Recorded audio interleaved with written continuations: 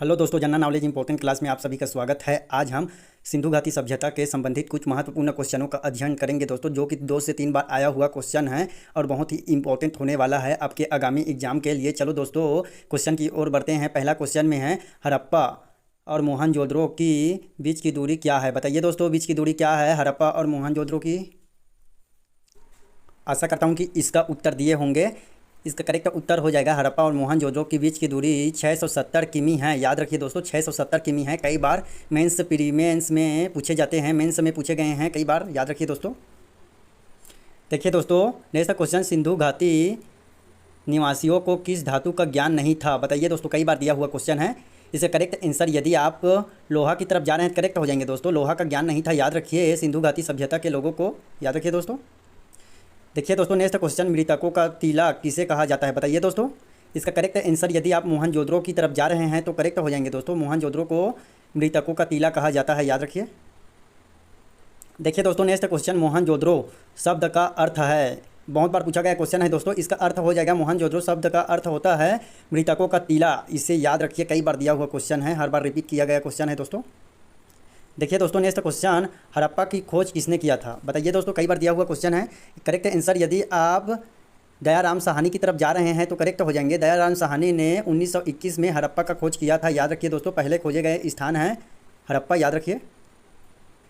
देखिए दोस्तों, next question, Harappa सभ्यता किस नदी के किनारे स्थित है? बताइए दोस्तों, हड़प्पा सभ्यता किस नदी के किनारे स्थित है? आशा करता हूँ कि कॉमेंट में जरूर बताते आ रहे होंगे।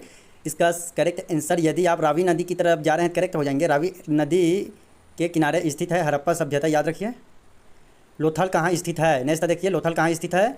इसका करेक्ट आंसर, यदि आप गुजरात की तरफ जा रहे हैं, लोथल गुजरात में स्थित है दोस्तों, याद रखिए, इंपॉर्टेंट है।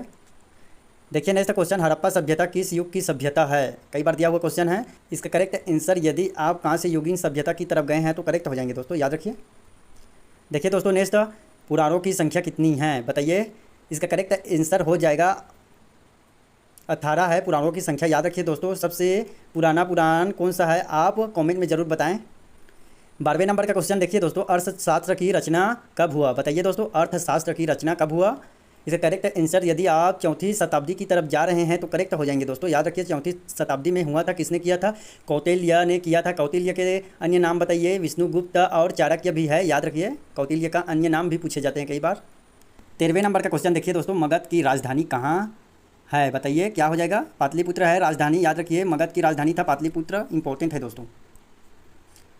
देखिए दोस्तों, नेक्स्ट क्वेश्चन, फुट डालकर विजय प्राप्त करने का कार्य सर्वप्रथम किस राजा ने किया? बताइए दोस्तों, अजातशत्रु की तरफ जा रहे हैं तो करेक्ट हो जाएंगे दोस्तों। अजातशत्रु किस वंश से संबंधित है, आप कमेंट में जरूर बताएं दोस्तों। इसी ने सबसे पहले अपने पिता का हत्या किया था, याद रखिए दोस्तों, इंपॉर्टेंट हो जाता है, इसलिए फुट डालकर कहा गया है इसे। देखिए दोस्तों, 15वें नंबर का क्वेश्चन, कौटिल्य की कृति है, अर्थशास्त्र है, याद रखिए दोस्तों, जो कि बता ही चुका हूँ। कौटिल्य का अन्य नाम भी बताया था, विष्णुगुप्त और चाणक्य भी है अन्य नाम, याद रखिए। किसके दरबार में था कौटिल्य, इसे आप कमेंट में जरूर बताएं। देखिए दोस्तों, नेक्स्ट क्वेश्चन, धम्म महामंत्रों को किसने नियुक्त किया? बताइए दोस्तों, इसका करेक्ट आंसर, यदि आप अशोक के ने की तरफ जा रहे हैं तो करेक्ट हो जाएंगे दोस्तों, अशोक ने नियुक्त किया था, याद रखिए। देखिए दोस्तों, नेक्स्ट क्वेश्चन, पतंजलि में महाभाष्य में कितनी जानकारी मिलती है? किसकी जानकारी मिलती है? बताइए दोस्तों, पतंजलि के महाभाष्य में किसकी जानकारी मिलती है? मौर्य काल की जानकारी मिलती है, याद रखिए, इंपॉर्टेंट है, कई बार दिया हुआ। देखिए दोस्तों, नेक्स्ट क्वेश्चन, वज्जी को सामाजिक ग्रंथों में कहा गया? बताइए, क्या कहा गया? इसका करेक्ट आंसर, गणतंत्र की तरफ जा रहे हैं करेक्ट हो जाएंगे दोस्तों, गणतंत्र कहा गया वज्जी को सामाजिक ग्रंथों में, याद रखिए दोस्तों, इंपॉर्टेंट है। देखिए दोस्तों, नेक्स्ट क्वेश्चन, जपा शब्द का शताब्दिक अर्थ है? इसका करेक्ट आंसर हो जाएगा, जहाँ लोग अपना घर बनाते हैं, याद रखिए दोस्तों, दिया हुआ क्वेश्चन है कई बार। देखिए, ये तो बहुत ही इंपॉर्टेंट है। 20वें नंबर का, पाटलिपुत्र नगर की स्थापना की गई थी, किसके द्वारा की गई थी, इसे बताना है आपको। यदि आप उदयभद्र की तरफ जा रहे हैं करेक्ट हो जाएंगे दोस्तों, उदयभद्र की ने किया था पाटलिनगर की स्थापना, पाटलिपुत्र नगर की स्थापना, याद रखिए।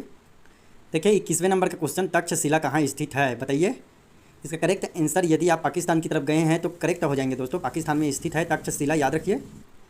देखिए दोस्तों, नेक्स्ट क्वेश्चन, फहियान किसके शासनकाल में भारत आया था? इसका करेक्ट आंसर, यदि आप चंद्रगुप्त द्वितीय की तरफ गए हैं तो करेक्ट हो जाएंगे दोस्तों, चंद्रगुप्त द्वितीय के शासनकाल में फहियान भारत आया था, याद रखिए, इंपॉर्टेंट है, कई बार दिया हुआ। देखिए नेक्स्ट क्वेश्चन, भारत का नेपोलियन किस शासक को कहा जाता है? करेक्ट आंसर समुद्रगुप्त होगा दोस्तों, कई बार दिया हुआ है क्वेश्चन है, देख लीजिएगा, इंपॉर्टेंट है। भारत का नेपोलियन समुद्रगुप्त को कहा जाता है, याद रखिए। देखिए नेक्स्ट क्वेश्चन, मौर्य साम्राज्य का प्रथम शासक कौन था? मौर्य साम्राज्य का प्रथम शासक चंद्रगुप्त मौर्य था दोस्तों। चंद्रगुप्त मौर्य ने ही मौर्य वंश की स्थापना किया था, इसे याद रखिए। 25वें नंबर का क्वेश्चन देखिए, मेगास्थनीज कौन था? इंपॉर्टेंट है दोस्तों, यह राजदूत था, याद रखिए दोस्तों, राजदूत था, अन्य देशों द्वारा भेजा गया था भारत। धम्म की शुरुआत किसने की? बताइए दोस्तों, धम्म की शुरुआत अशोक ने किया था, आगे बता ही चुका था। देखिए दोस्तों नेक्स्ट, मौर्य साम्राज्य का तृतीय शासक कौन था? तो इसका करेक्ट आंसर, यदि आप मौर्य साम्राज्य के तृतीय शासक की तरफ अशोक की तरफ गए हैं तो करेक्ट हो जाएंगे दोस्तों। तृतीय शासक अशोक था, याद रखिए, बहुत इंपॉर्टेंट है। देखिए दोस्तों नेक्स्ट, गंगापुत्र किसे कहा जाता है? इसका करेक्ट आंसर, यदि आप गंगापुत्र भीष्म को कहा जाता है की तरफ जा रहे हैं तो करेक्ट हो जाएंगे दोस्तों। भीष्म को कहा जाता है गंगापुत्र, याद रखिए। महाभारत का युद्ध कुरुक्षेत्र में मैदान में कितने दिन तक चला? तो इसका करेक्ट आंसर हो जाएगा 18 दिनों तक चला, याद रखिए दोस्तों। देखिए दोस्तों नेक्स्ट, महाभारत की रचना किस भाषा में हुई? बताइए दोस्तों, महाभारत की रचना संस्कृत भाषा में हुआ था, याद रखिए, संस्कृत भाषा में करेक्ट हो जाएगा। नेक्स्ट देखिए दोस्तों, महाभारत की रचना किसने की? महर्षि वेद व्यास की तरफ जा रहे हैं तो करेक्ट हो जाएंगे दोस्तों। महर्षि वेद व्यास ने किया था, याद रखिए, महाभारत की रचना। देखिए दोस्तों नेक्स्ट, महाभारत में कितने प्रकार का विवाह का उल्लेख है? बताइए दोस्तों, महाभारत में 8 प्रकार का विवाहों का उल्लेख है, याद रखिए दोस्तों, 8 प्रकार का विवाहों का उल्लेख है महाभारत में। महाभारत में कुरु वंश की राजधानी थी, बताइए दोस्तों, कुरु वंश की राजधानी क्या थी? कुरु वंश की राजधानी थी, महाभारत की कुरु वंश की राजधानी हस्तिनापुर थी, याद रखिए दोस्तों, करेक्ट हो जाएगा हस्तिनापुर। गीता में कुल कितने अध्याय और श्लोक है? बताइए दोस्तों, गीता में 18 अध्याय है और 700 श्लोक है, याद रखिए दोस्तों, 18 अध्याय है और 700 श्लोक है गीता में, याद रखिए, इंपॉर्टेंट है बहुत ही। कर्ण किसका पुत्र था? बताइए दोस्तों, कर्ण कुंती का पुत्र था, इसे याद रखिए। देखिए दोस्तों, यह क्वेश्चन देख ही चुके हैं। आगे, महाभारत में कितने प्रकार का विवाहों का उल्लेख मिलता है, इनका नाम लिखे। तो 8 प्रकार का विवाहों का उल्लेख मिलता है, इसे बता ही चुका हूँ दोस्तों, इसका नाम भी देख लीजिए सभी।